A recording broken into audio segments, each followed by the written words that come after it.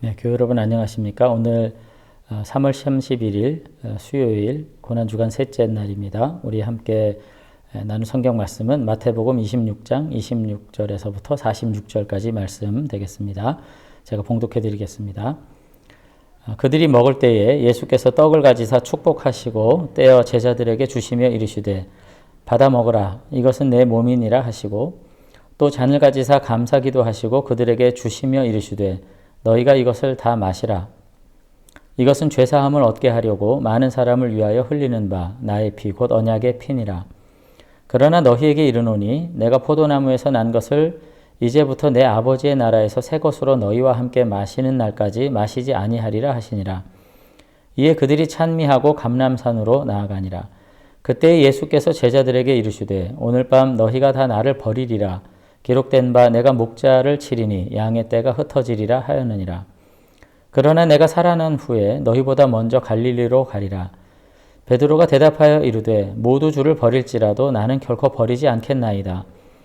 예수님께서 이르시되 내가 진실로 너희에게 이르노니 오늘 밤 닭이 울기 전에 내가 3번 나를 부인하리라. 베드로가 이르되 내가 주와 함께 죽을지언정 주를 부인하지 않겠나이다 하고 모든 제자도 그와 같이 말하니라.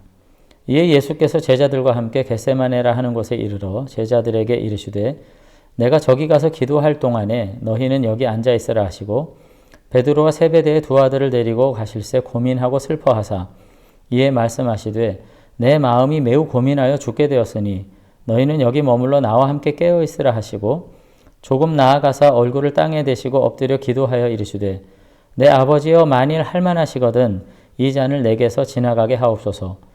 그러나 나의 원대로 마옵시고 아버지의 원대로 하옵소서 하시고 제자들에게 오사 그 자는 것을 보시고 베드로에게 말씀하시되 너희가 나와 함께 1시간도 이렇게 깨어 있을 수 없더냐.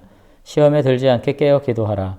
마음에는 원이로되 육신이 약하도다 하시고 다시 두 번째 나아가 기도하여 이르시되 내 아버지여 만일 내가 마시지 않고는 이 잔이 내게서 지나갈 수 없거든 아버지의 원대로 되기를 원하나이다 하시고 다시 오사 보신즉 그들이 자니 이는 그들의 눈이 피곤함일러라. 또 그들을 두시고 나아가 3번째 같은 말씀으로 기도하신 후 이에 제자들에게 오사 이르시되 이제는 자고 쉬라. 보라 때가 가까이 왔으니 인자가 죄인의 손에 팔리느니라. 일어나 함께 가자. 보라 나를 파는 자가 가까이 왔느니라. 아멘. 네, 오늘 함께 읽은 말씀, 봉독한 말씀을 가지고 다짐보다 십자가의 은혜가 우선이다 라고 하는 말씀으로 함께 말씀 나누도록 하겠습니다. 고난주간을 보내면서 우리가 종종 이제 여러 가지 결단을 이제 합니다. 뭐 그런 결단을 통해서 우리가 믿음이 자라나는 그런 은혜가 분명히 있는 것은 맞지만은 오늘 여기 본문에 보면은 첫 번째 순환의 밤을 지냈던 제자들도 우리 못지않게 자신의 굳건한 믿음의 의지를 예수님께 고백했던 것을 볼 수가 있습니다. 그와 같은 굳건한 다짐, 모두가 주를 버릴지라도 나는 결코 버리지 않겠나이다. 오늘 33절에 베드로와 제자들이 그렇게 이야기했는데 이제 그와 같은 굳건한 다짐에도 불구하고 예수님은 사실은 너희들이 믿음이 참 훌륭하구나 이렇게 말씀하시기보다는 누구든지 나를 그렇게 정말 따르기 위해서는 자기를 부인해야 된다. 오늘 그렇게 말씀하신 것 우리가 기억하게 됩니다. 결국은 이와 같은 결심에도 불구하고 그들은 실패했던 이유가 무엇이었을까 하는 문제를 오늘 자기를 부인하고 나를 따르라고 하는 예수님의 말씀에 기초해서 오늘 마태복음의 본문을 다시 한번 살펴볼 수 있도록 하겠습니다. 오늘 말씀 전반부에 보면은 6월절 만찬을 하시는 예수님의 모습이 이제 그려지고 있는 것을 볼 수가 있습니다. 6월절 만찬에서 예수님께서 보여주신 메시지가 뭘까요? 그것은 다름 아니라 떡은 내 몸이고 잔은 내 피다 하는 것입니다. 제자들에게 너희들의 몸과 너희들의 피를 바쳐서 내게 충성하라 이렇게 명령하시지 않고 자신의 몸과 피를 나눠주시면서 이것이 바로 너희를 위해서 주는 내 몸이고 너희를 위해서 흘리는 내 피다. 오늘 그렇게 말씀하신 것을 알 수 있는 거죠. 여기서 중요한 것은 뭡니까? 우리들의 헌신과 우리들의 충성이 중요한 게 아니라 주님께서 바로 우리들을 위해서 어떤 희생의 사랑을 하셨는지를 잊지 않는 것이 더 중요하다. 오늘 그렇게 말씀하신 것으로 봐야 되지 않을까 생각돼요. 그런 의미에서 우리가 성찬식에서도 마찬가지고 우리가 신앙생활에 있어서도 정말로 잊지 말아야 될 것은 내가 주를 위해서 죽겠다는 다짐보다 우리를 위해서 죽으신 주님에 대한 기억을 간직하고 살아가는 것, 이것이 더 중요함을 알 수가 있습니다. 성도 여러분, 오늘도 우리가 많은 삶의 자리에서 우리의 신앙을 고백하고 우리의 굳건한 믿음 위에 서야 된다는 것이 중요하다는 가르침들을 많이 받았어요. 그런데 저는 강조하고 싶은 게 뭐냐면 우리의 삶의 무수히 많은 시간들 속에서 우리의 믿음의 굳건함, 우리의 헌신의 굳건한 토대를 딛고 일어서서 주님께 나아가는 것이 아니라 무수히 많은 날 동안 우리를 그처럼 사랑하시고 우리를 위해서 희생하시고 우리를 위해서 지금도 간구하시고 역사하시는 주님을 기억하는 것입니다. 오늘 이 순환의 계절에 예수님의 십자가의 사랑에 대한 더욱 뚜렷한 기억과 흔적을 마음속에 간직하실 수 있는 그런 저와 여러분들이 되시면 좋겠습니다. 사도 바울처럼 예수님에 대한 흔적을 내 몸에 새겼다라고 말할 수 있는 믿음이야말로 오늘 이 복잡한 세상 가운데에서 우리가 믿음을 지키고 주의 뜻을 온전히 행할 수 있는 놀라운 능력을 부여받는 지름길이 될 줄로 믿습니다. 자, 이와 같이 제자들과 함께 이제 성찬식을 하시면서 31절 이후에 보면은 예수님께서 충격적인 말씀을 하시죠. 31절에 보면은 그때 예수께서 제자들에게 이르시되 오늘 밤에 너희가 다 나를 버리리라. 기록된 바 내가 목자를 치리니 양의 떼가 흩어지리라 하였느니라 라고 말씀하세요. 자, 너희가 나를 다 버린다 이렇게 말씀하셨는데 그 뒤에 이제 구약을 인용하신 말씀에서 우리가 예수님이 가지고 계신 생각을 알 수 있어요. 뭐라고 구약에 기록됐냐면 내가 목자를 치리니 양의 떼가 흩어지리라 하였느니라. 너희들이 나를 버리는 것은 분명한데 너희들 잘못이 아니야 이렇게 말씀하신 것 같아요. 구약 성경에 보니까 목자를 치니까 하나님께서 그 목자를 치셨기 때문에 양떼가 흩어지는 건 어쩔 수 없다고 지금 그렇게 말씀을 하시는 거예요.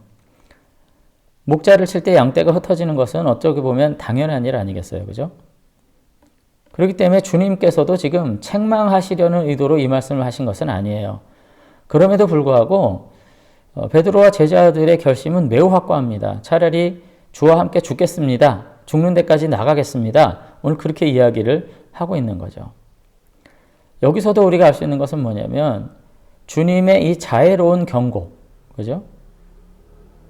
목자를 치리니 양떼가 흩어지리라 고 말씀하셨는데 너희들 그처럼 나를 버릴 수밖에 없는 어려움에 직면할 거야 라고 말씀하셨음에도 불구하고 그 경고와 그 하나님의 그 자애로운 말씀에 대한 신뢰보다 자신의 의지를 앞세워요.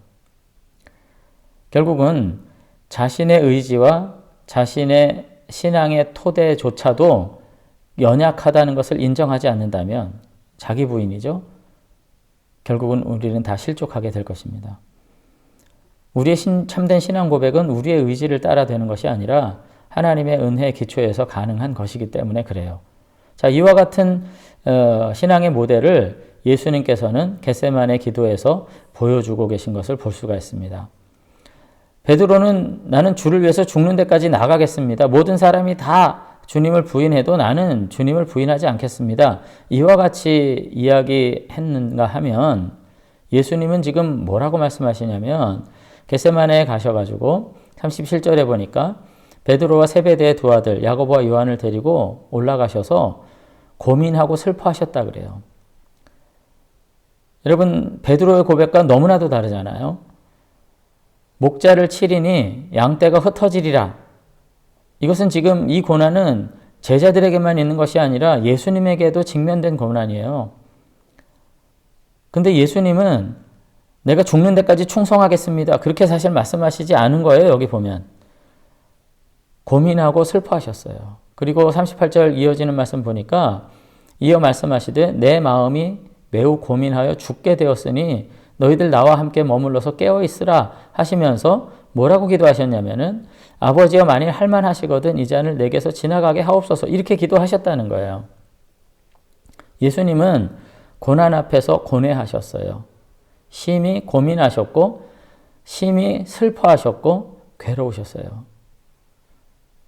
절대로 자신의 능력을 신뢰하고 확신에 찬 모습으로 살지 않으셨어요. 여러분, 이거 믿음 없음이 아닙니다. 그러나 그와 같이 자신의 연약함을 예수님도 인정하셨기 때문에 하나님 앞에 무릎 꿇고 기도하셨던 거죠. 근데 제자들은 어떻습니까? 확신에 차 있었어요. 다른 사람은 다 부인해도 나만은 주님을 부인하지 않겠습니다. 이렇게 확신에 차 있었는데 그들은 확신과 신뢰에 찬 가운데 잠을 잔 거죠. 기만적인 삶을 그들은 계속했던 것입니다. 결국은 어때요? 고뇌에 찬 예수님은 기도하셨고 그 기도 끝에 아버지의 뜻을 따르기로 결단하셨고 그리고서는 십자가를 지셨다면 확신에 찬 제자들은 기도 자리에서 잠들었고 그들은 자신들의 원대로 도망갈 수밖에 없는 삶을 살았던 것을 볼 수가 있습니다. 결국 제자들에게 필요한 것은 다짐이 아니라 기도였다는 것 알게 되는 것이죠. 여러분, 우리가 부인해야 될 것은 욕망만이 아닙니다. 나는 주님을 언제든지 따를 수 있다는 자기 확신과 신념도 때로는 부인해야 되는 순간이 있어요. 우리는 교회를 위해서 목숨 바쳐 충성하는 하나님의 어린 양, 새벽 이슬과 같은 거룩한 백성이기 이전에 늘 우리를 위해서 생명 주신 주님을 사랑하는 제자 공동체라는 사실을 먼저 기억해야만 할 것입니다. 오늘 다시 한번 이 순환주간 우리가 함께 보내면서 우리의 믿음에 정말 필요한 것은 무엇일까? 자기 확신일까? 충성에 대한 서약일까? 아니면 우리의 연약함을 인정하고 자기를 부인하고 기도의 자리에서 하나님의 도우심을 간구하고 주님께서 우리를 위해서 어떠한 희생의 사랑을 주셨는지 다시 한번 기억하면서 우리의 가슴 속에 그 십자가의 흔적을 새기는 것일까? 우리가 다시 한번 돌이켜 바라볼 수 있게 되시기를 바랍니다.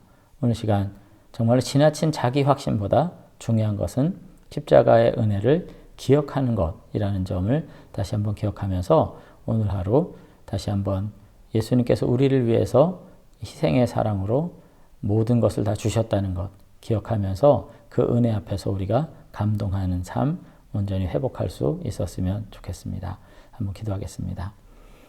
네, 하나님 아버지 은혜를 감사합니다. 오늘 이 고난주간 셋째 날을 맞이해서 다시 한번 순환 앞에서 예수님께서 어떠한 모습으로 믿음의 본을 보이셨는지를 돌아볼 수 있는 은혜 주신 것 감사를 드립니다.